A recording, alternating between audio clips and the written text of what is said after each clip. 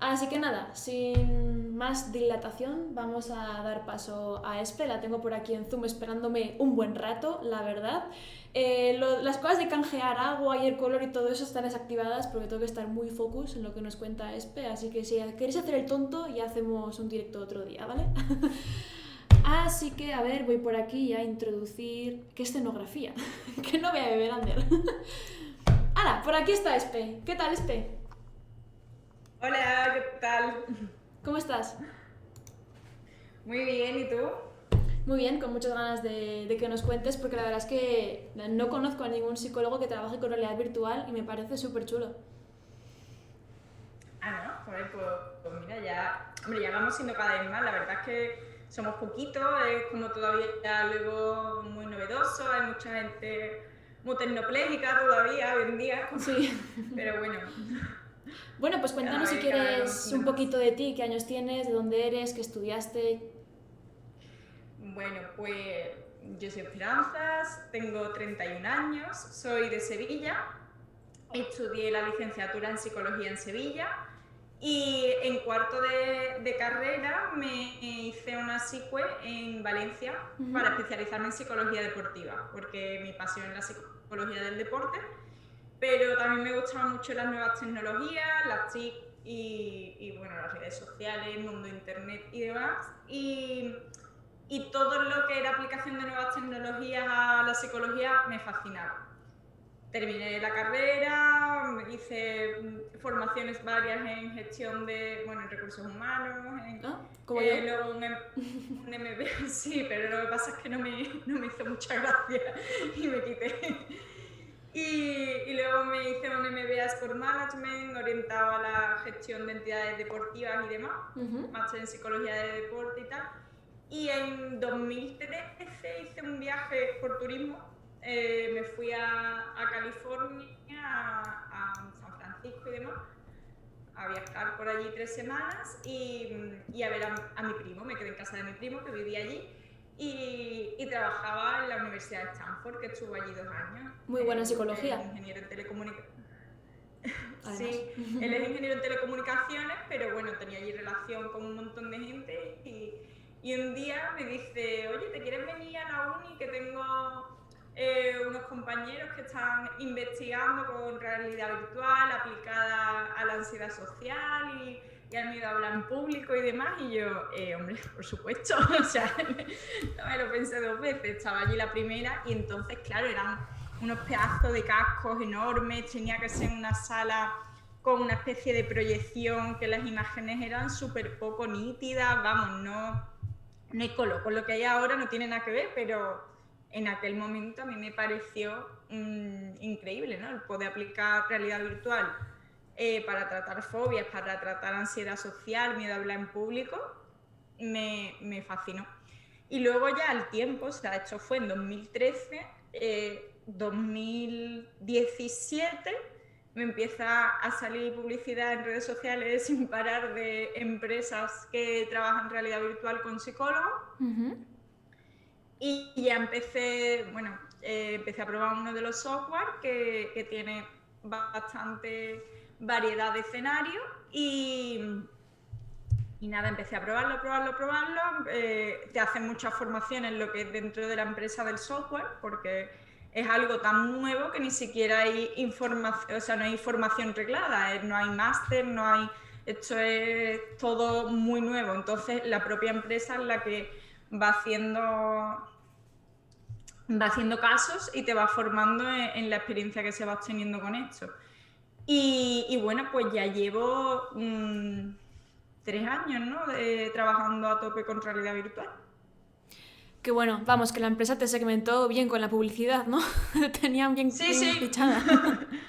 Sí, A mí sí, la la publicidad verdad que es me que sale no está tan bien orientada, la verdad. no, joder, pues a No. mí, vamos, lo de que Google sabe lo que pienso, la verdad es que suele atinar bastante. Joder. Bueno, y si quieres, cuéntanos un poco cómo fueron tus primeras experiencias con la realidad virtual. ¿Tú tienes, por ejemplo, alguna fobia con la que probar esto? Bueno, siempre todos tenemos cosas que no nos gustan, ¿no? Mucho. A mí no me hace mucha gracia, aunque si lo tengo que hacer, pues lo termino haciendo. conducir por carretera. No me digas, a mí me encanta. Conducir por pueblos, ciudades y todo eso no tengo problema, pero trayectos largos no me satisface. Eso que tú dices que a ti te encanta, pues a mí no me hace mucha gracia. Y sí, bueno, claro que lo he probado y claro que lo voy gestionando de vez en cuando, cuando se pone la cosa peor. Sí. Pero bueno, esto también es como un cirujano tampoco se puede operar a sí mismo, ¿no? O sea, esto al final también necesitas la ayuda de otra persona que te aplique la terapia en sí. No es una herramienta terapéutica en sí misma. Pues fíjate, y aquí voy a contarte algo un poco curioso, y es que, bueno, yo toda la vida he tenido fobia a las arañas, pero muy fuerte. Si está aquí mi madre, que no sé si está entre nosotros, lo sabe. Yo veía una araña y me ponía, o sea, se me paralizaban los brazos, se me ponían como así, me ponía muy nerviosa, me tenía que ir, gritaba, pero muy, muy, muy mal. Y yo, antes de saber un poco cómo son las fobias, cómo funcionan, cómo se tratan, etcétera, yo tenía, pues no sé, 15 años, 16. Es como que yo a mí misma me traté la fobia, la aracnofobia, y yo nunca había estudiado nada de esto, pero es como que intuí un poco lo que tenía que hacer. Y es muy curioso porque además está relacionado con la realidad virtual. Yo recuerdo que me ponía en YouTube y me ponía a buscar vídeos de arañas e intentaba ver los vídeos controlando la respiración, relajándome, racionalizando pues que es un bicho, que un insecto, que no es gran cosa, que no me tiene que hacer nada. Y mi madre también trabajaba conmigo, uy, que está el gato con las teclas, trabajaba un poco también esta racionalización, ¿no? De decirme, mira, Claudia, ese bicho te tiene más miedo que tú a él, en cuanto quieras lo puedes pisar, etcétera. Y a partir de ver los vídeos, yo poco a poco iba haciendo un poco esta aproximación gradual a la araña. Cada día daba un pasito, me acercaba un poco más, incluso intentaba coger alguna que fuera pequeña. Y bueno, obviamente si veo una tarántula ahora, pues me muero, ¿no? Pero, pero la tengo mucho más controlada y es muy curioso esta intuición, ¿no? De psicóloga. Jolín, pues ya ves, o sea, vocación y total, lo llevaba en la sangre totalmente, ¿no? Desde chica. Pues mi hermana también tiene fobia a las arañas, bueno, tenía, y casualmente se fue a vivir a Australia, donde no sé si sabes que hay un mogollón de arañas. Enormes, además, Y, sí. sí, y bueno, y ya pues como se ha hecho en su casa a la costumbre de ver arañitas cada 2 por 3, ya incluso las coge y las salva. O sea que la exposición al estímulo ha sido directa, no le ha hecho falta realidad virtual. Casi que terapia de choque, ¿no? Tu hermana. Sí, total.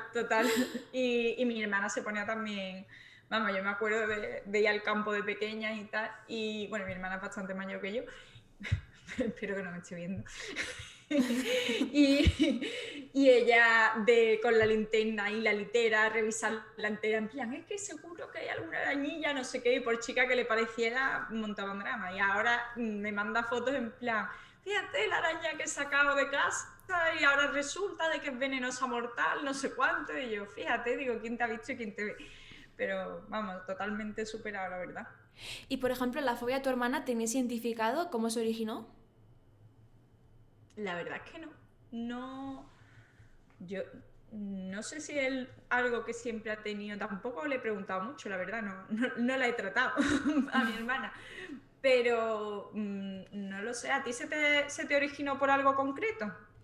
Pues mira, no lo tenemos muy claro, pero mi madre sí que alguna vez me ha contado que ella tiene recuerdo de que yo cuando era muy pequeñita estaba en la playa y como que en algún momento, no me acuerdo muy bien la historia, ya le preguntaré, como que en algún momento debieron salir arañas de un nido o alguna cosa así y me debieron picar en las piernas y que estuve días con las piernas súper inflamadas, hinchadas, que no podía caminar y que lloré muchísimo. Entonces es una teoría que tenemos por ahí. Pero bueno, ya sabes tú que al final hay algunos miedos que llaman como un poco como, entre comillas, ancestrales, ¿no? Que al final es una reacción natural, biológica, un mecanismo de defensa de que hay una predisposición a tener fobias a algunos tipos de cosas, ¿no? Como por ejemplo pues las arañas, ¿no? Básicamente para que sobrevivas, ¿no?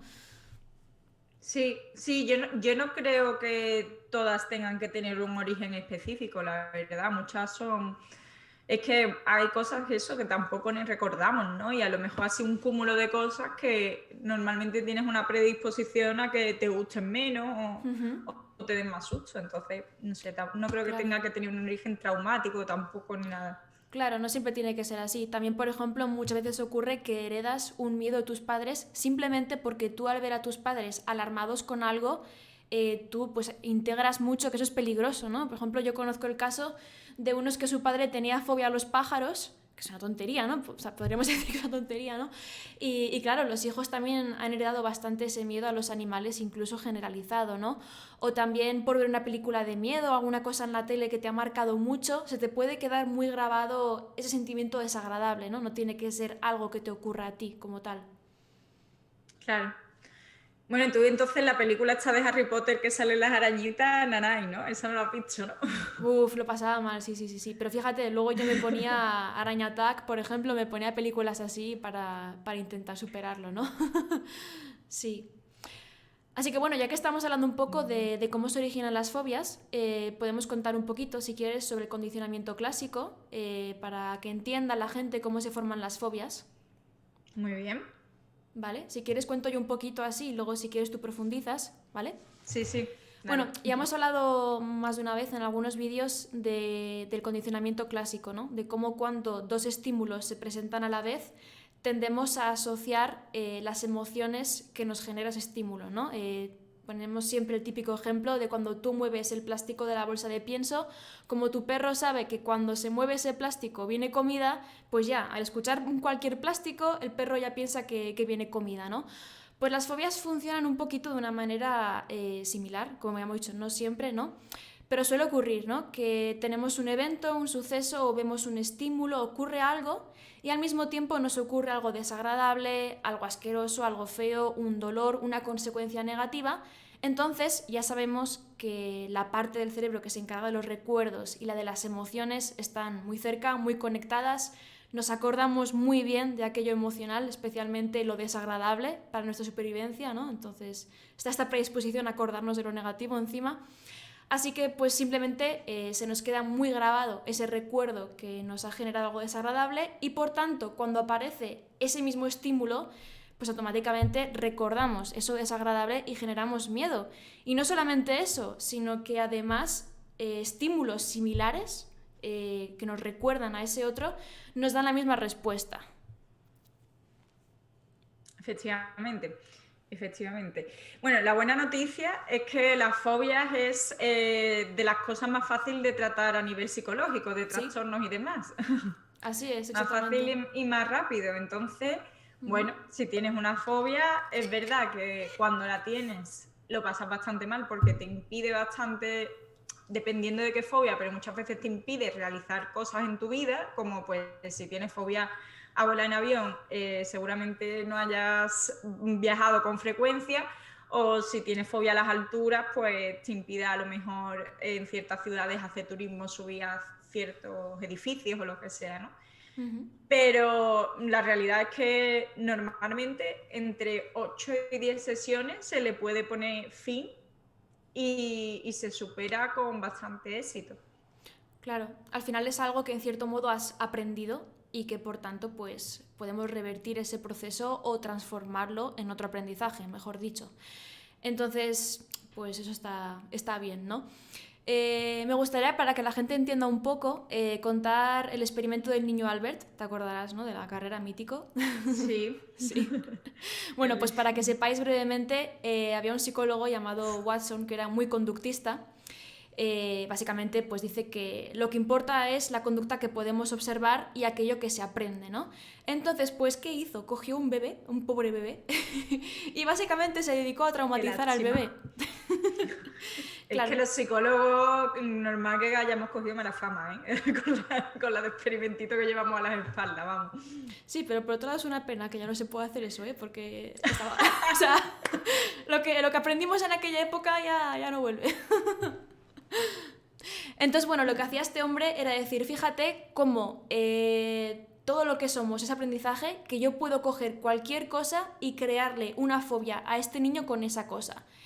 Y lo que hacía básicamente era presentarle objetos, estímulos a ese niño y los acompañaba de cosas desagradables, ¿no? Como gritos, golpes, etc. Entonces al final el niño no solamente cogió fobia, por ejemplo, a una rata, que fue el primer estímulo que le presentó, sino que se vio que ese miedo se generalizó a cualquier cosa que tuviera pelo, que fuera un animal, que fuera similar a la rata, ¿no? Entonces con esto me refiero a que cuando cogemos miedo a algo tendemos a generalizarlo a situaciones similares. Por ejemplo, si yo tengo fobia a las arañas, a mí me ha pasado de ver un 100 pies y como tiene también patas y me recuerda a la araña, tener yo esa misma reacción. Después darme cuenta de que es una araña y que ese miedo baje un poquito. Sí, así es. Bueno, por ejemplo, yo conozco gente que tiene fobia a las plumas, que antes que has dicho lo de los pájaros, que me ha resultado muy curioso, Ajá. probablemente empezaría con otro tipo de fobia. Lo que pasa que al final incluso los plumeros, los tocados con plumas y tal, le producían fobia. Entonces, eso pasa, ¿no? Que como al ver, pues se acaba generalizando la fobia. Aquí también es importante que no hemos diferenciado lo que es un miedo de una fobia. Si quieres, cuéntanos un poco. Bueno, pues la fobia suele ser miedo o fobia a algo muy específico, algo concreto que como tú has contado, pues se ha asociado probablemente a un acontecimiento traumático, no tiene por qué.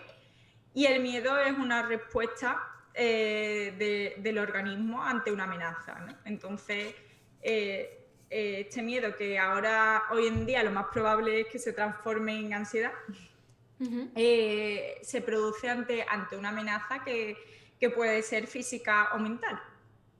No sé si te parece bien mi definición. Sí, también sobre todo que un miedo es una reacción natural, pero claro, hay que distinguir entre cuando eso se convierte en algo que te inhabilita, ¿no? Una reacción desmedida. O sea, yo puedo tener miedo a las arañas y decir, mira, pues no me gustaría tener una en la mano, ni quiero tener una en casa.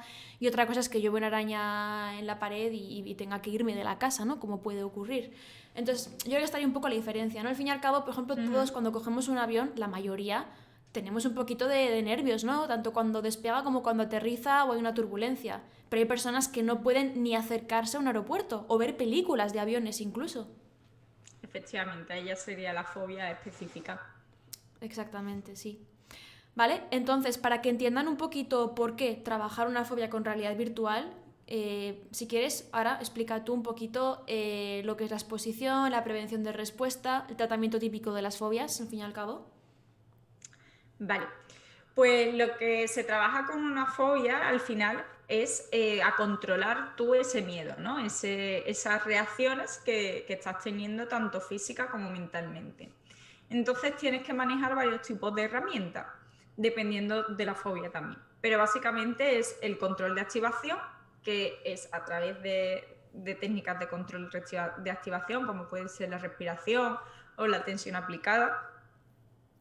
Por ejemplo, en la fobia a las agujas, lo que se produce es una respuesta bifásica. Esto quiere decir que se acelera mucho el ritmo cardíaco porque sientes bastante miedo hacia las agujas, pero luego baja del tirón ese ritmo, entonces lo más normal es que se produzcan desmayos o incluso luego se derive a una fobia al desmayo o al perder la conciencia, ¿no? Entonces ahí, por ejemplo, en la fobia a las agujas hay que estar todo el rato mezclando las técnicas de control de activación, de respiración para la parte primera de la respuesta bifásica y de tensión aplicada para activar el organismo después.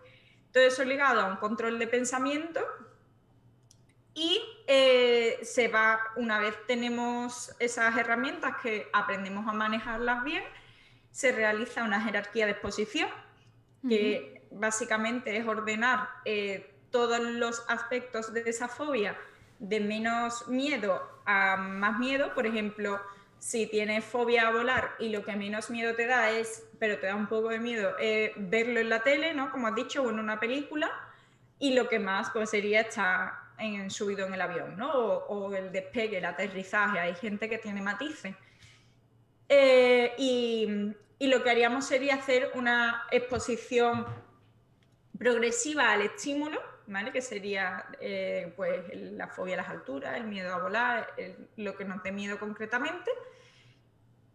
Y lo que se haría es enseñarle a controlar esos pensamientos, esa activación durante la exposición progresiva al estímulo, de forma que la persona aprende a manejar sus miedos y a superarlos, ¿no? No es que ya de repente desaparezca ese miedo y ya les encante las arañas o les encante lo que sea, ¿no? Sino que ya se aprende a manejar y a lidiar con esas situaciones.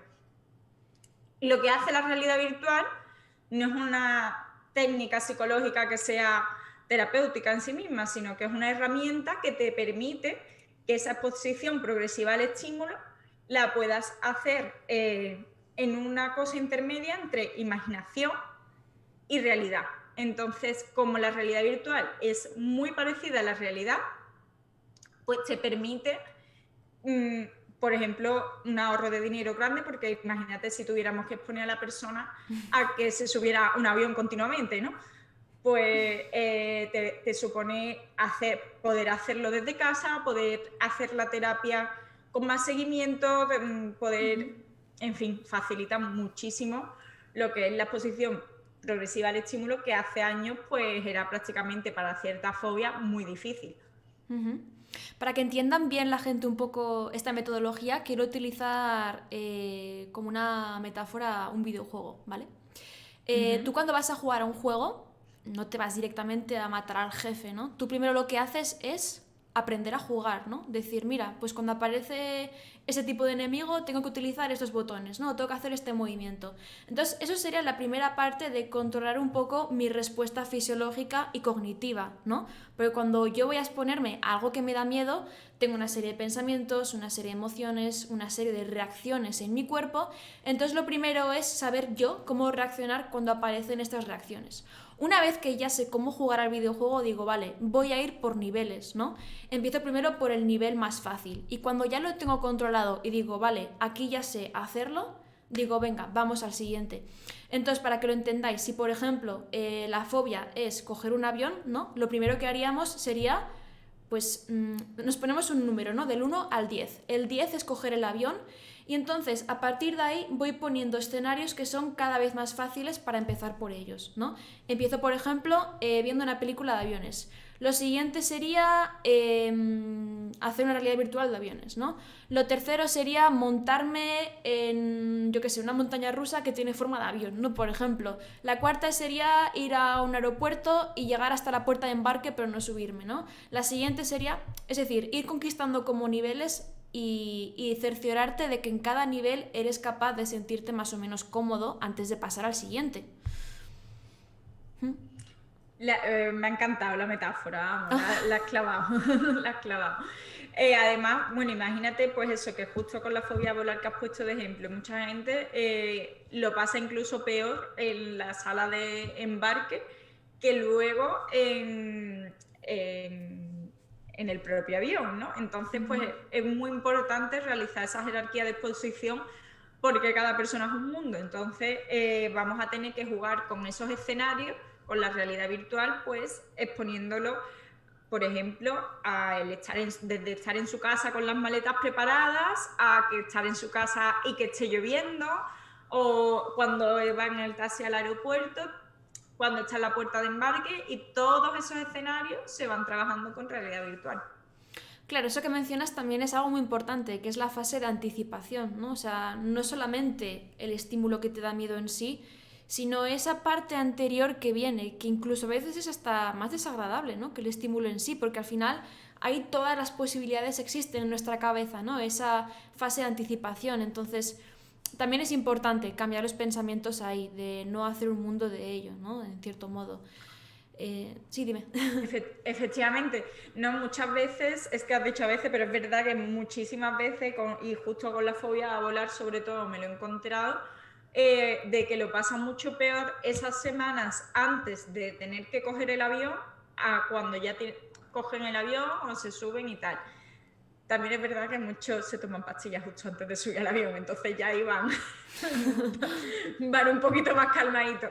Pero ese tiempo que están todo el rato rumiando con los pensamientos, dándole vueltas a la cabeza, pensando en todos los posibles acontecimientos que pueden pasar estando en un avión, pues les es más angustioso que el propio viaje en avión, vamos. Sí.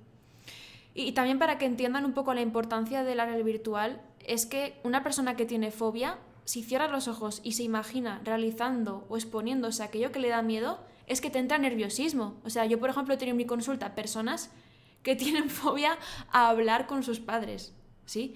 De que les da pánico, o sea, pánico. Entonces yo les digo, cierra los ojos, imagínate frente a tus padres, hablando con ellos, y es que ves como hasta que les empiezan a temblar incluso. Y es que la imaginación realmente no dista mucho a nivel cerebral de lo que ocurre en la realidad. Nos genera reacciones similares totalmente. Efectivamente, lo guay de la realidad virtual es que no te puedes salir de esa escena imaginada. Es decir, bueno, lo guay. Cuando tú lo practicas en imaginación, en el momento en el que quieres cortar o te agobias o incluso imaginas cosas peores de las que son, pues está ahí en tu cabeza un poco distorsionado, ¿no?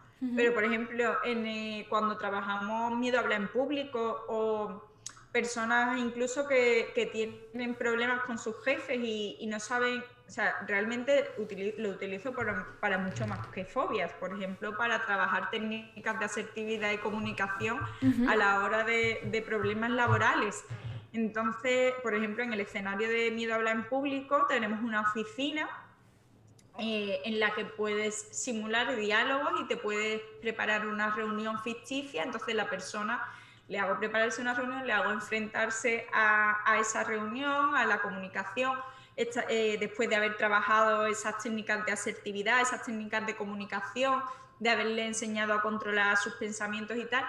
Y cuando, o sea, la primera vez que se enfrentan a esa reunión ficticia con una sala que ni siquiera conocen a los avatares y demás, también se ponen nerviosísimos, pero exagerados, en plan, ay, es que hay mucha gente en la reunión, o si es en un escenario, ¿no? Cuando tienen que dar una conferencia y hablan público, es súper curioso. Y bueno, cuando lo trabajo presencialmente, que además tengo el apoyo del biofeedback, que estamos midiendo la ansiedad somática real. Vale, antes de continuar, explica eso para mortales, lo de biofeedback para la respuesta somática. Vale, el biofeedback son unos sensores que se ponen en el dedo, entonces miden la conductancia de la piel, básicamente. Lo que hace es medir físicamente tu activación, ¿no? Si te pones más nervioso o menos a nivel físico. Entonces, por un lado tenemos una escala subjetiva de ansiedad, que es la que tú le preguntas a la persona del 1 al 10 cómo de nervioso estás, ¿no? Y por otro lado, pues cuando los tengo cerquita, les pongo el biofeedback y tenemos una medición más real, más científica de esa ansiedad. Es muy curioso porque muchas veces las personas tienen un nivel bastante distorsionado de la activación que tienen. Entonces, incluso solo planteándole pensamientos en un escenario en plan, oye, estás en tu casa, te toca hacer esto, ¿qué se te pasa por la cabeza? ¿En qué piensas? Tal. Jugamos un poco con esos pensamientos, le preguntas el nivel de activación, a lo mejor te dicen un 5 y luego miras la gráfica del biofeedback y está por las nubes. Entonces, ellos ver realmente cuándo se activan, cómo se activan y cómo utilizando técnicas de control de activación se relajan, eso es súper terapéutico porque ya dicen, ostras, es que realmente si respiro me relajo y lo pueden seguir utilizando y lo utilizan como con más fe, ¿no? En la terapia. Esto yo recuerdo que lo di en segundo de carrera y me acuerdo perfectamente que lo di en psicología de la emoción. Nos llevaron a una sala con todos ordenadores y nos ponían esa pincita en el dedo y básicamente pues tú veías tu pulso, tu respiración, etcétera, y te enseñaban diferentes técnicas para regularlo. Y me acuerdo que, claro, también mi madre es profesora de yoga, de meditación, tal, entonces pues siempre me ha enseñado mucho tema de respiración, concentrarme, relajarme, poner la mente en blanco. Y me acuerdo que la profesora, flipó un poco con mi capacidad para regularme y claro, como yo podía hacer eso, decía, voy a hacer lo contrario, voy a intentar agitarme solamente pensando. Y pensaba en cosas agradables, en cosas que me habían pasado y es una pasada, veías cómo eso se alteraba, era muy chulo y realmente viene muy bien para aprender a regularse a uno mismo, esas técnicas de biofeedback que se llaman. Sí, a mí me encanta y la pena es que no todo el mundo tenga una en su casa para poder trabajarlo, porque, hombre, eso sí que no es una herramienta muy barata y bueno, hoy en día pues con los relojes estos también de... Sí, eso te iba a decir, que aquí te pone el Sí, pulso que tienes. Y yo lo he notado, porque llevo unas semanas con bastante ansiedad por diferentes factores y tiene el pulso bastante más elevado. sí, bueno, eso es verdad. Es verdad que también eso, que no, que los matices también de esa actitud a nivel que no es igual que el biofeedback, ¿no? No No, lo no, puedes sentir en una gráfica, pero sí que ayuda, por ejemplo, a decir, venga, a ver cómo estás ahora de activación, de media. mídete el pulso y tal. Mm. Sí. Sí, a tener un acercamiento por lo menos. La verdad es que a mí me parece que ligadas las dos herramientas de realidad virtual y biofeedback, ayudan muchísimo a que la terapia sea más corta, a que unida la herramienta de exposición progresiva al estímulo, del control de activación y tal, se produce ahí un combo brutal. Y es verdad que lo que se tardaba antes en quitar una fobia que era muchísimo más, o sea, podían ser el doble de sesiones prácticamente, ahora pues en la mitad puede solucionar. Y esta realidad virtual, pues claro, la hacéis simplemente con... Uy, justo. Se me olvidó quitar eso. ¿Esta realidad virtual la hacéis simplemente poniendo en la pantalla algo o incluso hacéis con gafas y todo esto?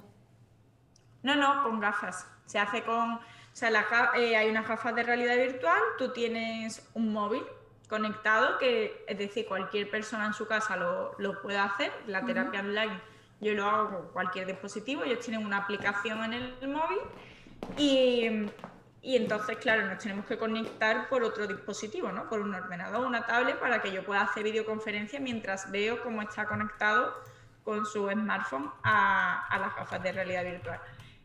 Conectamos con mi software que se conecta en remoto a través de un código y demás, y yo manipulo lo que él está viendo desde mi ordenador, es decir, no le pongo una escena y dejo que fluya, sino que voy manipulando lo que va pasando en ese mundo virtual que está viendo en función de lo que estemos trabajando. Qué guay.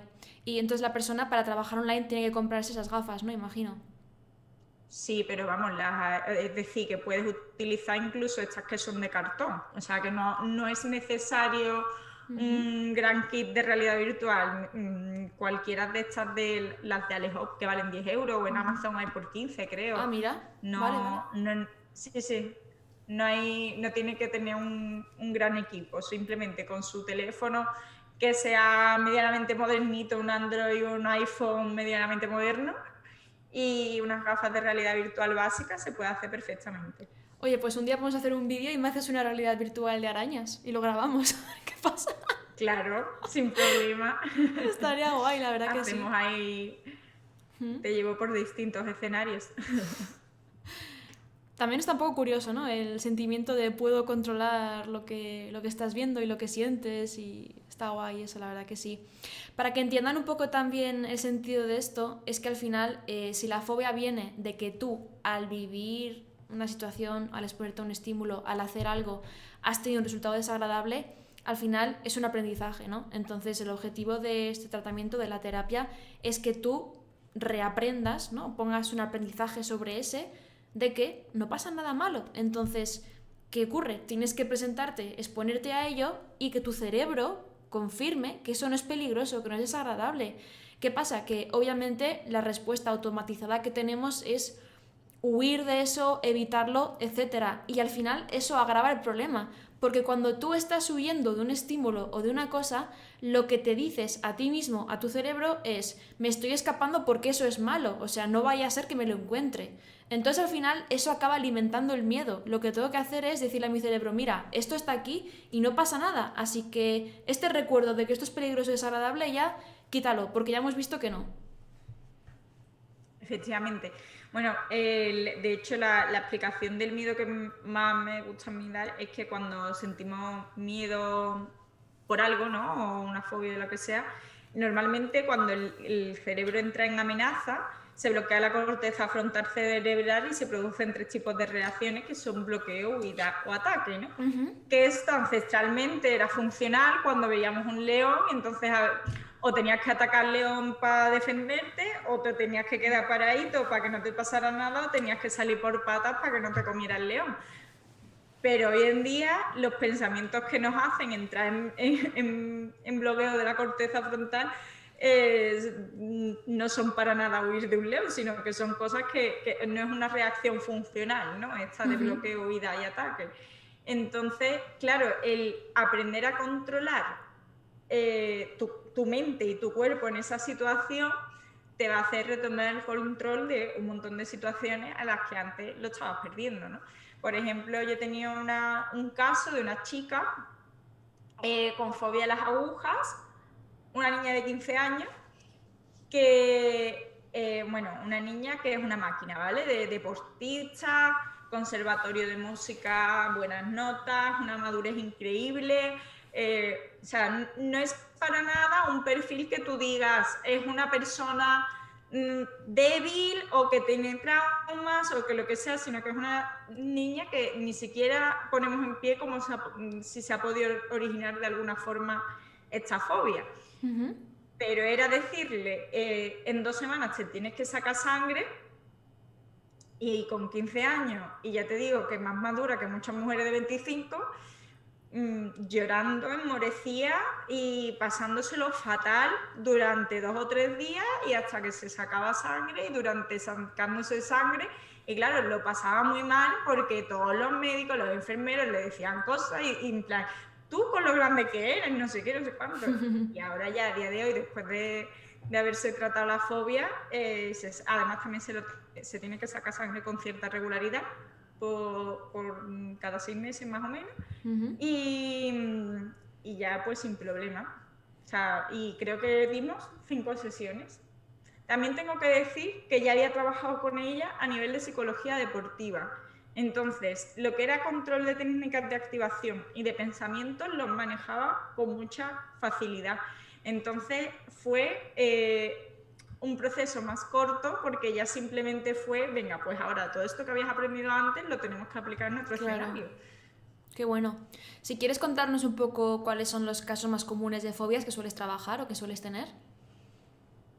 Sí, pues mira, el caso más común, o sea, el que más veces he tratado es fobia a las agujas. Creo que puede ser porque es al que más te tienes que exponer, porque no te queda más remedio, ¿no? O sea, si te tienes que sacar sangre o te tienen que vacunar, a todo el mundo nos lo tienen que hacer, y si realmente lo pasas muy mal, pues decides afrontarlo y ponerle remedio y quitarte esa fobia. Miedo a hablar en público también. También este miedo a hablar en público, pues variantes, ¿no? Preparación de exámenes orales, oposiciones, etcétera. Fobia a la oscuridad en niños, que también es muy interesante trabajar esta fobia, porque es verdad que la padecen muchísimos niños. Yo la tenía también, yo tenía fobia a la oscuridad también, me daba mucho miedo, tenía muchísimas pesadillas, me perdía de noche. Me acuerdo que me levantaba de la cama de repente con miedos, porque yo de niña tenía muchas pesadillas y así, y yo tengo recuerdos de estar llorando, buscando el interruptor de la luz, no encontrarlo, súper agobiada. A las agujas también tenía un montón de miedo. Yo recuerdo de estar ahí en el hospital con 10 años, llorando en plan súper nerviosa, de la enfermera amenazarme con atarme a una cama si no paraba de llorar. Mi madre, me acuerdo que mi madre, para relajarme, porque a nuestra perra la atropelló un coche, y me decía, piensa en Sila, todo lo que ha atravesado, todo lo que ha tenido, ponte fuerte por ella, no sé qué. Entonces realmente yo he tenido muchos miedos y muchas fobias, pero es lo que decimos, que justo han preguntado, no todos se deben a algo que te ha ocurrido, hay algunos que son como instintivos en cierto modo, porque al final el miedo es algo que está con nosotros y que es natural en nosotros. La cuestión es que cuando eres pequeño no tienes esa racionalidad, no sabes que es peligroso, no sabes que no lo es, tienes miedo a sentir miedo, o sea, simplemente que te separen de tus padres, hay niños que eso les da miedo, porque piensan que se les acaba el mundo, no tienes esa capacidad de racionalizar, no tienes esa experiencia de que es peligroso y que no lo es, entonces hay miedos con los que en cierto modo nacemos y que naturalmente tienen que poco a poco ir extinguiéndose, pero claro, hay algunos que no se nos van y que tenemos que trabajar. Efectivamente, sobre todo, bueno, pues si te está afectando a tu vida diaria o te está impidiendo hacer algo que realmente quisieras hacer, como irte de viaje, que eso también me pasa con muchísima gente. Y luego el de la fobia a volar, por ejemplo, me piden información muchas veces, pero les cuesta, ¿eh? Es como algo que les cuesta arrancar y decidirse porque saben que en algún momento tendrá que culminar con que tengan que irse de viaje de verdad. Entonces, ese les cuesta más decidirse, no es tan común que se contrate como, por ejemplo, el de fobia a las agujas. Y qué más, bueno, a las alturas también, muchísima gente tiene fobia a las alturas. ¿A qué más? Y a conducir también, muchísimo. Conducir en general. A los perros, sobre todo niños también, niños, aunque también muchos adultos, pero para niños también hemos trabajado fobia a los perros, bueno, insectos y todo eso, cucarachas, en fin. Yo, perro, conozco el caso de una chica que cuando tenía unos 5 años o así, fue a darle de comer al perro con total tranquilidad y confianza y le tocó un perro malvado, le mordió la mano y desde entonces cada vez que ve un perro entra en pánico, pero que vamos, no puede, o sea, pero un bloqueo increíble. Entonces esto sería pues un ejemplo de una fobia que sí que tiene un origen, ¿no? El de los perros suele tener un origen casi siempre bastante claro. Mira tú. El de los perros siempre se da que han tenido algún acontecimiento traumático con un perro, por lo menos en la mayoría de los casos. Luego, estaba pensando también, hay una fobia bastante común, pero que no nos han puesto todavía escenarios en este software, que es la fobia al dentista. Que bueno, la vamos trabajando con otros ambientes hospitalarios, pero la fobia al dentista también la padece muchísima gente y es un escenario súper demandado por los psicólogos porque hay muchísima gente con fobia al dentista. Y bueno, y otra fobia que al principio la trataba de sopetón y por sorpresa, bueno, tratarla entre comillas, es la fobia a las profundidades marinas. Que utilizo un escenario para trabajar la respiración, que es un pescadito en un fondo marino. Y cuando lo ponía y alguno me decía, por favor, quítame de aquí, estoy viendo un barco un día, madre mía, tal. Y yo, ay, que tienes fobia a las profundidades marinas, lo siento, lo siento. Ya le te ponía una planta o algo así más calmadito. Qué curioso eso. Sí, bueno. Sí, y lo de las profundidades marinas es bastante común también. Y ahora lo pregunto siempre, cada vez que voy a trabajar respiración o relajaciones en ambientes así acuáticos, porque hay bastante, lo pregunto porque, bueno, más de uno y más de dos. Lo que pasa es que no es algo que suelen querer trabajar la gente. Sí, no mucha gente se va a las profundidades marinas, la verdad. ¿Verdad? Pocas veces se van a tener que exponer a eso, la verdad, también. Vale, pues ya que estamos hablando un poco de esta realidad virtual, tengo aquí preparado el vídeo que me has comentado, que tienes en tu canal de YouTube, de cómo sería una simulación de qué. De fobia a las agujas, ¿no? Es de un caso real de tratamiento de fobia a las agujas. Vale, ¿cuánto dura el vídeo más o menos? Para que avise a la gente por si a alguno le da mucha impresión o no sé. Pues es que no sé cuál vas a poner exactamente porque son 3 y duran unos 10 minutillos. Entonces, el tercero creo que es el testimonio de la chica solamente. Vale. Y en el segundo se ve ya la chica sacándose sangre. Me parece. Vale, a ver un segundo, voy a abrir esto. Busca tú si quieres la escena así que más... ¿Cómo supera la fobia a las agujas? Uy, va. Tiene una intro muy larga, ya la ha cambiado. Pero se ve... Ah, mira, aquí se ve la persona con... Vale, no sé si la gente lo está viendo. Un segundo.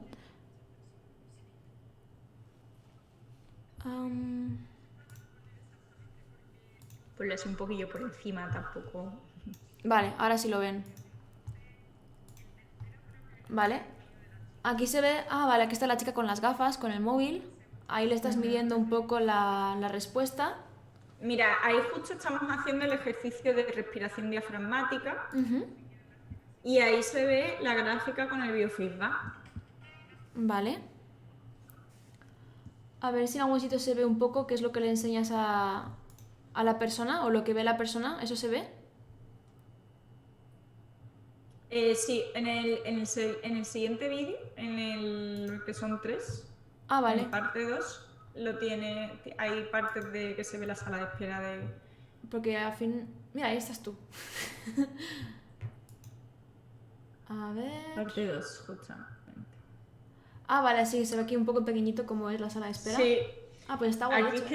hice una presentación en la que puedes ver lo que son en las gafas, lo que vería la persona, lo que veo yo en el ordenador, que sería lo que está viendo la persona en las gafas, ¿no? Y el biofeedback y demás. Ah, y aquí está la chica ya sacándose sangre, ¿no? Sí, ahí fue con su madre, que su madre se tenía que sacar sangre, entonces fue como de acompañante. Ah, Las para 4 verlo ella. sesiones fue de acompañante. En el último vídeo ya se ve como la chica se saca sangre perfectamente. Ahí también cuenta un poco ya pues su testimonio, lo que ha hecho, se ha levantado, ha hecho el control de pensamientos, tiene su libreta, se va con la libreta a la sala de espera del médico y cuenta un poco pues todo el proceso. Luego, antes en la aplicación, que ahora nos lo han quitado y espero que nos lo vuelvan a poner pronto, tenía una opción que era mandar deberes de realidad virtual. Entonces, las sesiones que habíamos hecho en persona, en persona, la podía mandar, o sea, las podía dejar como grabadas y que ella pudiera reproducirlas en casa. De manera que tenía más exposición al estímulo. Entonces, podía practicar esa exposición y ese control de pensamientos y demás en casa. Me ha gustado eso de que viera a su madre sacarse sangre, porque también es algo que yo he aplicado en algunos casos, pero más de ansiedad generalizada, porque yo fobias no trabajo. Y también un poco eso, ¿no? Me da miedo, yo qué sé, meterme al agua con mis amigos, ¿no? Pues un poco el ver a tus amigos hacer cosas, o a tu familia, verles hacer cosas que luego ves que dices, mira, estoy viendo que no pasa nada cuando lo haces, ¿no? Eso también suele venir bastante bien. Son tonterías, pero que al fin y al cabo, si se van sumando, ¿no? Diferentes escenarios, estrategias y cositas, la persona va perdiendo ese miedo. Sí, bueno, tontería realmente, ¿no? Realmente es parte del proceso. Ella, hemos pasado por trabajar toda esa gama de escenarios en realidad virtual y después de X sesiones, ¿no? Pues ya era, bueno, pues ahora te tienes que exponer porque eso, ella ni siquiera hablar del tema podía con nadie. Era escuchar a dos personas hablando de que se tenían que sacar sangre o de que se tenían que vacunar y quitarse de en medio. Y acompañar a alguien a ver cómo se sacaba sangre y mirar cómo le pinchaban en la aguja y todo, o sea, eso hace un año te digo yo ya que era impensable y ahora pues mira, acompaña a la madre todo el rato.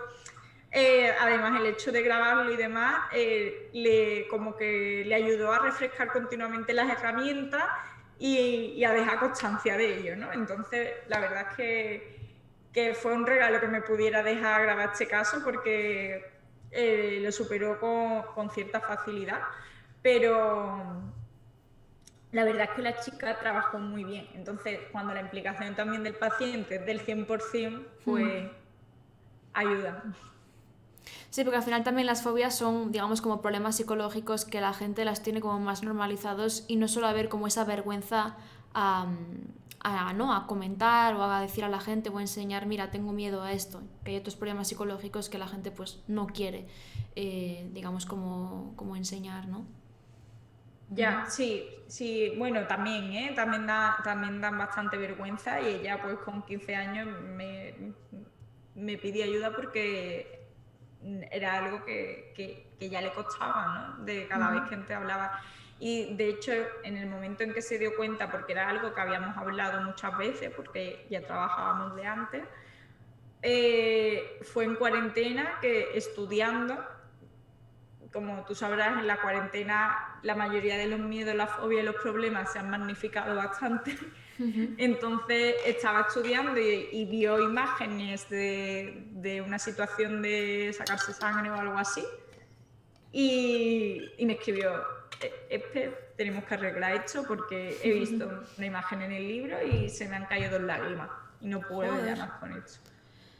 Claro, aquí yo, así ya como para reflexionar un poco, si estamos hablando de que una de las claves para recuperarte o para trabajar una fobia es exponerte al estímulo y comprobar que no ocurre nada malo, ¿sí? Claro, cuando resulta que te expones y ocurre algo malo, esto es jodido, ¿no? O sea, por ejemplo, las personas que tienen TOC higiénico, que tienen fobia a los viruses, me encanta decir viruses, sé que está mal, pero me hace gracia decir viruses, gente que tiene fobia a la suciedad, por ejemplo, claro, nos encontramos en un escenario de pandemia, entonces, en cierto modo, sus miedos irracionales se están más que confirmando, entonces se puede incluso estar potenciando y reforzando este miedo, entonces es un escenario complicado para ellos. ¿Has tenido algún caso de este tipo? La verdad es que no. La verdad es que de TOC y de así de fobias higiénicas y demás, no. Pero sí que es verdad que nos han actualizado el software de la aplicación y nos han puesto muchos escenarios, pues por ejemplo, para este síndrome de la cabaña también que se ha generado, pues con gente con mascarilla en la calle, de terrazas y bares con gente con mascarilla, para trabajar un poco más ese miedo al virus, pero más desde el punto de vista pues, del escenario social, ¿no? Aunque también tenemos para trabajar a nivel de miedo a los microbios y de TOC y demás, también hay ciertos escenarios para trabajarlo. Pero sinceramente no es mi especialidad trabajar con TOC, creo que va más allá de una simple fobia, entonces creo que hay Sí. muchas cosas más que trabajar además de lo que pueda trabajar con realidad virtual y en ese fregado no me meto, eso lo dejo para los especialistas en este tipo de trastornos. Sí, de hecho, mientras que las fobias son de los más fáciles y con mejor pronóstico, el TOC es muy complicado y suele tener bastantes recaídas.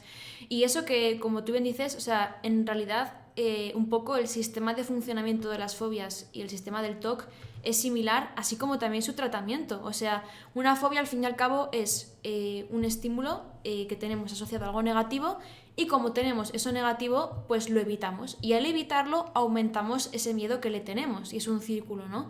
Y con el TOC es similar, tenemos unos pensamientos, unos miedos, unas ansiedades que son desagradables y para evitar esa ansiedad llevamos a cabo conductas compulsivas para controlar la ansiedad que al fin y al cabo alimentan esa ansiedad y en ambos lo que se nos hace es exponernos a aquello que nos genera miedo, que nos genera ansiedad y no permitirnos hacer aquello que lo alimenta, véase escaparme del miedo o véase esa conducta compulsiva del TOC.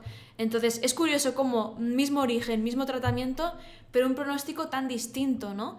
Quizás puede estar mucho en que al final en la fobia el miedo es algo externo, algo identificable, algo palpable, manejable, mientras que en el TOC es un miedo en cierto modo autoinfundado por uno mismo, ¿no? Es un pensamiento en realidad. Sí, yo creo que ahí está la diferencia, ¿no? Y que en el TOC los pensamientos van variando, ¿no? Van fluyendo y van siendo en un momento una cosa. Además, el otro directo que tienes con el chico hablando de TOC me parece súper esclarecedor, ¿no? Que yo me pregunté, digo, madre mía, digo, la gente que tenga TOC ahora mismo en pandemia lo tiene que estar pasando realmente mal con todo el tema este de lavarse Total. las manos y demás. A mí los que tienen TOC de verdad no, sino la gente que dice tengo un poco de TOC de cuando se refieren a tengo manías respecto Sí. al orden y esas cosas. Esto me da TOC. No lo puedo, esto es como el soy bipolar. Bueno, pues Sí. a eso me divierte bastante desordenarle los imanes de la nevera y los libros de las estanterías y esas cosas. Me parece súper terapéutico, pero no a los que tienen TOC de verdad, ¿eh? Eso no. No, eso no, eso no. Sí, al final el TOC es en cierto modo como un sistema mental que tienes tú, que has creado y que al final se va como plasmando en diferentes cosas, ¿no? Ahora tengo TOC a esto, ahora tengo TOC al otro, mientras que la fobia es más bien algo muy específico, ¿no? De hecho se llama fobia específica, es algo específico que te ha generado eso y una vez que vences eso específico ya lo superas, ¿no? Algo también con lo que se puede comparar es con ansiedad generalizada, ¿no? Que es un trastorno que me gusta bastante y es no tengo miedo a nada en concreto, no tengo una fobia en concreto, pero todo me genera ansiedad, todo me genera miedo. ¿Por qué? Porque hay algo dentro de mí que no se siente a salvo, algo que me preocupa, algo que me hace sentirme en peligro y como no identifico lo que es y siempre está conmigo, al fin y al cabo es como que voy generando diferentes miedos y diferentes dificultades. Es muy curioso. De hecho, también se puede tratar hay distintas maneras de utilizar la realidad virtual para tratar el trastorno de ansiedad generalizada.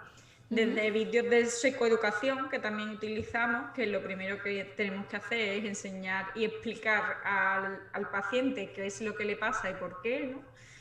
A distintos escenarios o distintas situaciones que se le plantean en las que se puede ir preocupando por distintas cosas.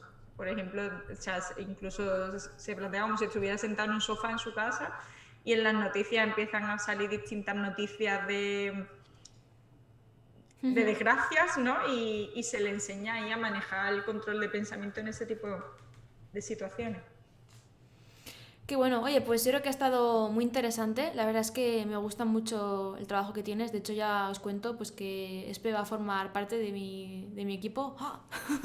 Porque no teníamos a nadie que trabajara fobias y va a estar guay. Me gustaría hacer eso de la... ¿El qué, perdón? Que me hace mucha ilusión, muchas gracias.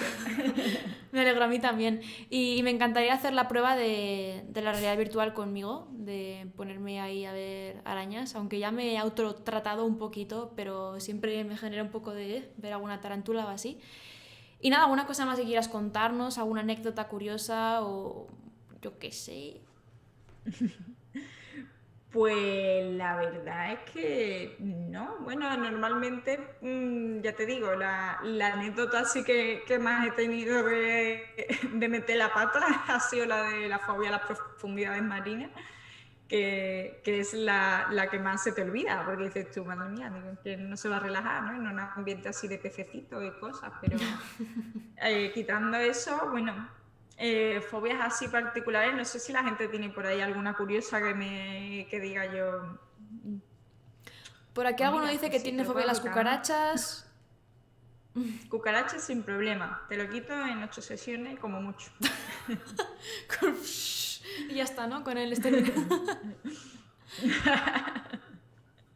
No, pero cucaracha, araña y todo eso es bastante sencillo de eliminar porque, bueno, es un control de pensamiento y una exposición que es fácil de hacer y a la que te puedes exponer también sin problema luego, sin que no te tienes que exponer a eso, a coger ahora, venga, pues ya he superado la fobia, cómprate un billete de avión, sino que es algo facilito.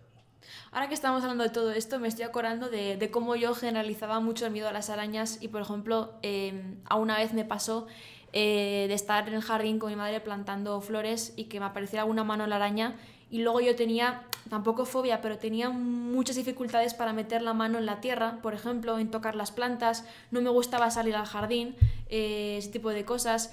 O me apuntaban a campamentos que estás en la naturaleza y me acuerdo que una vez volvía, es que yo también tengo una suerte con... tengo fobia a las arañas y me aparecen por todas partes. Me pasó que una araña puso huevos en mi saco de dormir, llegué a casa y salieron de ahí, vamos, no sabéis ni qué salió de ahí y claro, yo luego ya pues como que no me gustaba, ¿no? Ir a campamentos, ese tipo de cosas y al final se acaba generalizando bastante eso. Es verdad, además, hombre, eso ahí es donde veo yo el peligro, ¿no? Cuando se generaliza y se va generalizando y aumenta, hasta que eso ya te puede dificultar que incluso no quieras ir a campamentos y cosas así. Y de hecho, con niños pasa que, por ejemplo, la fobia a la oscuridad se va dejando pasar y no es algo que vaya a mejor, o sea, en algún momento de la vida pues ya se soluciona. Si tú tuviste fobia a la oscuridad, ya me contarás también cómo la autosuperaste, porque ya si superaste sola la de las arañas, madre mía.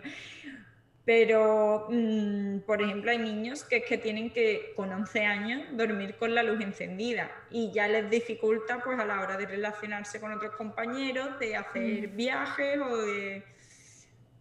o de quedarse a dormir en casa de una amiga, ¿no? O lo que sea. Claro. Pues yo la de la oscuridad, la verdad es que no recuerdo mucho cómo se fue yendo. Me acuerdo que yo dormía con una lámpara de sal, de estas que iluminan un poquito, y no tengo recuerdo de cómo se me fue yendo, la verdad. Pero sí que recuerdo que mi madre me hacía mucho reflexionar sobre qué era la oscuridad. Me decía que la oscuridad era necesaria porque para que hubiera luz tenía que haber una oscuridad que contuviera la luz. No sé, no me acuerdo qué me decía. Pero me hizo en cierto modo como entender que la oscuridad era necesaria, no sé, ya no me acuerdo. Pero de las arañas sí que me acuerdo porque la trabajé bastante reciente y cuando di en clase todo lo que es la exposición y cómo funcionan las fobias dije, hostia, me he tratado y no lo sabía. Eso estuvo guay, la verdad. Qué Sí, bueno, sí. qué bueno. Pues en realidad todo lo que son lamparitas y lucecitas de cualquier tipo es que tampoco es nada recomendable Claro. para tener una buena higiene del sueño, porque en realidad estás favoreciendo que no tengas un sueño gratificante. Entonces, además de que no soluciona mucho la fobia, porque tienes ahí al final ese estímulo al que te agarras, mm, para tener un sueño reparador, ningún tipo de luz es recomendable. Claro, y al final es lo que hablábamos, ¿no? De la prevención de respuesta, que esa respuesta automática que tu cerebro te invita a hacer cuando te expones a lo que te da miedo, es como justo lo contrario a lo que tienes que hacer, ¿no? Me da miedo la oscuridad, me pongo una luz. Pues no, si te sale ponerte una luz porque Claro. tienes miedo a la oscuridad, la tienes que quitar, ¿no? Un poco así con todo. Todo lo que el cuerpo nos pide hacer, pues mira, justo lo contrario. Sí, sí, sí. Es que somos muy de poner tirita. Y bueno, recientemente he tratado una fobia a la oscuridad, eso de una niña de 11 años aproximadamente. Y han sido súper pocas sesiones, o sea, yo estoy fascinada, la niña es muy inteligente también. Y ha pasado de dormir con la luz encendida de la habitación, o sea, de levantarse la familia porque a lo mejor se había despertado por la noche, había visto que le habían apagado la luz y encender ahí la luz del pasillo, de la habitación y de todo, ¿no? Y la puerta abierta, por supuesto, y tal. Y a nada, a cogerse ella a la planta de arriba sola, a apagar todas las luces y a acostarse perfectamente sola. Entonces, a ver, es que realmente yo creo que al final viene todo de que es más importante en el colegio enseñarnos a hacer raíces cuadradas y logaritmos neperianos antes de saber controlar nuestros pensamientos, nuestras emociones y nuestra activación. Entonces dices tú, si nada más que hay que enseñar 3 herramientas y manejarlas a manejarla con cierta agilidad y lo demás es secundario realmente. Y digo, joder, si metieran eso en el colegio, estaría en la mitad de la fobia. Bueno, tendríamos menos trabajo también, ¿eh? Pero bueno. Sí, también esto nos invita a reflexionar sobre que cuando tienes una persona cercana que tiene una ansiedad por algo, un miedo a algo, siguiéndole entre comillas el juego no le estás ayudando, ¿no? Si yo sé que mi hijo tiene fobia a la oscuridad, tiene miedo a la oscuridad y me dedico a encenderle las luces, pues no le estoy haciendo ningún favor, ¿no? O Totalmente. exactamente, sé que mi pareja tiene miedo a yo que sé qué, pues por estar evitando tal sitio porque tiene miedo, es que no le estoy ayudando, no le estoy cuidando, le estoy perpetuando eso que tiene, ¿no? Para que alguien sepa, si alguien tiene alguien que tiene alguna fobia o un miedo, pues que les ponga ese miedo. Sí, sí. Total. Sí, sí. Pues nada, Espe, ha sido un placer, la verdad, muy interesante. Espero que los demás, a toda la gente le haya gustado y hayan entendido lo que es las fobias. Dice por aquí uno, utilizar el logaritmo neperiano en la vida cotidiana. Yo lo utilicé ayer un buen rato, la verdad, el logaritmo neperiano. ¿Ah, sí? Sí, sí, estuvo guay, la verdad. Sí. Luego hice una derivada también. Estuvo bien. A mí eso me costaba la vida, tío, ¿no? Yo no Lo me acuerdo ni odiaba. qué era, la verdad, así que... En fin. Pues nada, Pues chiquillos. nada, un placer, de haber estado en tu canal de Twitch, de que me hayas invitado a este directo y por contar conmigo. Espero que nos veamos más. Sí, y también recordar a la gente que tú también eres psicóloga deportiva y que si les interesa que nos hables algún día de cómo se maneja la psicología en el deporte de alto rendimiento, ansiedad, precompetición, etcétera, pues que también tienes mucho que aportarnos en ese sentido. Sí, también es en deporte de base, ¿eh? No solo en deporte de alto rendimiento, quiero esclarecer ahí. No solo se trabaja la psicología deportiva con atletas olímpicos y de nivel y alto rendimiento, sino también en el deporte de base con deportistas, padres y entrenadores. Es súper importante además en el deporte de base. Oye, pues ya sabes, yo encantada. Si a la gente le interesa, pues nos Perfecto, vemos otro día y nos cuentas un poquito qué trabajas en ese sentido. genial. Pues otro día os cuento sobre psicología deportiva. Aquí está Espe haciendo todo. Pues nada, Venga, dos chicos, cosas nada más. que tengáis buena semana, portaos bien, trabajad mucho, entrenad, comed bien, dormid bien, superad vuestras fobias. Aquí tenéis a Espe si tenéis alguna. Dice por aquí uno, yo tengo fobia a que Claudia deje de hacer directos. Pues mira, te voy a exponer a no hacer directos. No, tengo que hacer directos, tengo que hacer directos. Pues nada, buenas noches a todos, y también Espe, y un beso muy fuerte. Adiós.